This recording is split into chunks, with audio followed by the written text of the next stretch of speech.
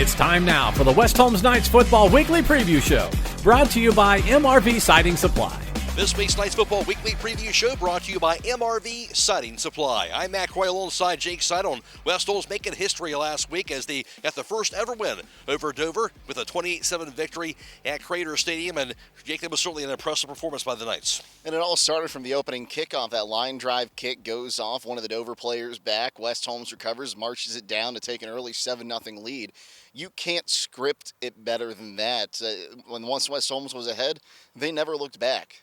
That's for sure. Of course, that drive, they got the big touchdown pass to Rhett Cheney from Braden Parsons. But after that, it was really the running attack. And I think the impressive thing about that, when we think about Brody Bowman, Len Klein, what the offensive line was able to do, really it got stronger as the game went on.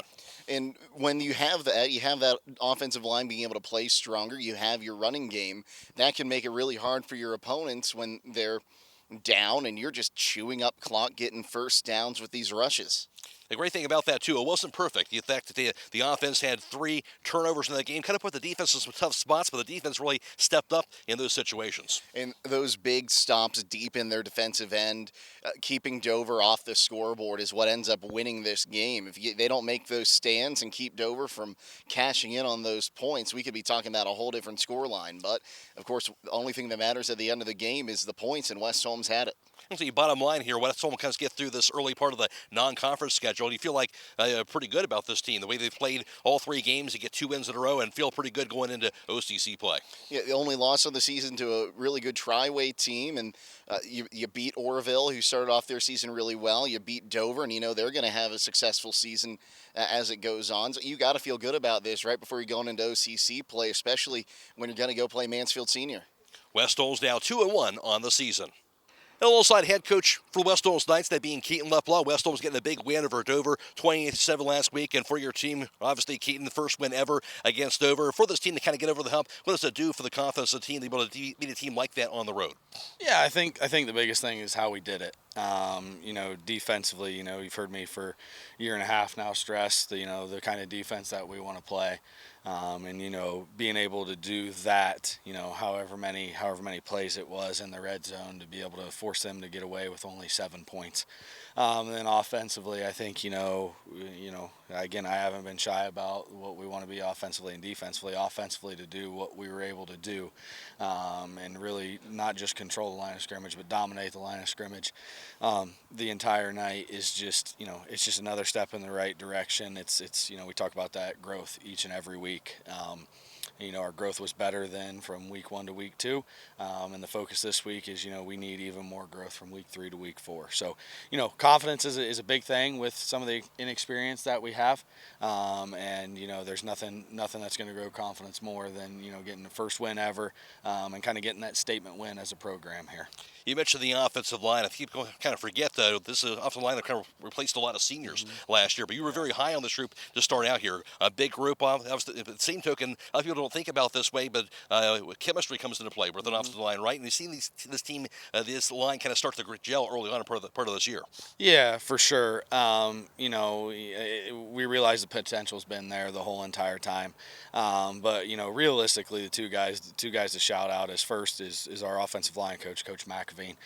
He's taken a real pride with those guys. He's been with those guys, for 4 or 5 years. So he's been really invested. After week 1, we made a few schematic adjustments, but he's done a great job of getting those guys together and building their confidence. And then our senior up front, Max Coakley, he's the glue. He keeps those guys together.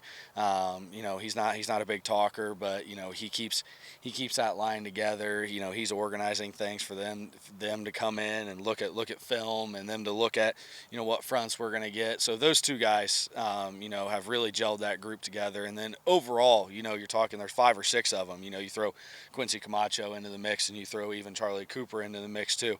These are guys that are rotating through, and realistically, with any combination of the 7, there's communication, there's there's a brotherhood up front, and there's a pride in being an offensive lineman with all of those guys. So obviously really happy with their development. But again, we look at tape and there's things that we got to continue to prove on, and we got to continue pushing forward because we have a chance to be really special out there. Well, having that road mindset also, you mentioned that you had that last year and didn't know for sure until you get out there to find out what the mindset is. You saw that last week, and obviously had this 3-game road stretch here, trying to keep it going here. But guys proven that they can go out there, they can play well on the road. Yeah, I mean, like you said, we saw it last year, even throughout the year. Our home record wasn't very, very good last year, and then you go into the playoffs, and I think again, there's a lot of these sophomores, that played during that playoff run that really understood what it takes to go on the road and win in a hostile environment.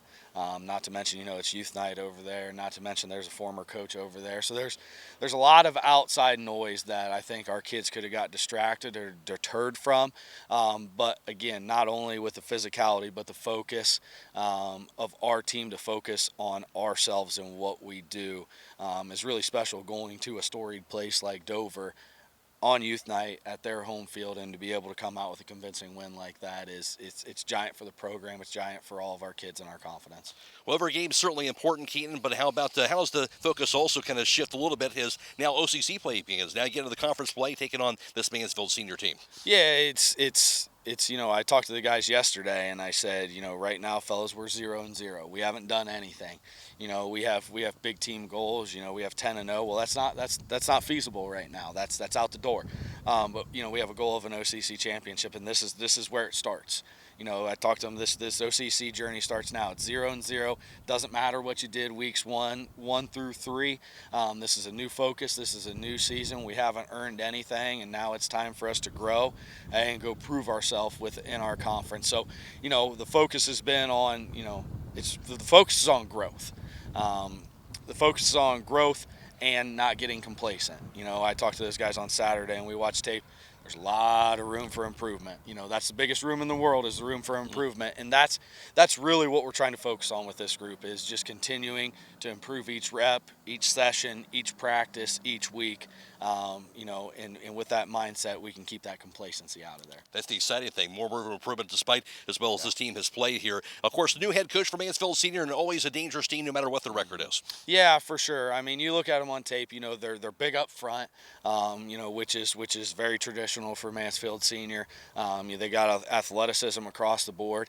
And, to be honest, they've had a good stretch of quarterback play where they got good arms on their quarterback. Their quarterback that they got, he can throw the ball around. He can sling it a mile. But what he's very good at is being elusive in the pocket, and he's very good about stepping up, finding the opening in that pass rush, taking off and sliding and protecting himself. So, we got a tall task ahead of us. I said it the other day to somebody else. I said, they're one play away from breaking it out, breaking off a big play. So, communication, we got to communicate on defense. We got to be smart, use our technique, not fall for double moves.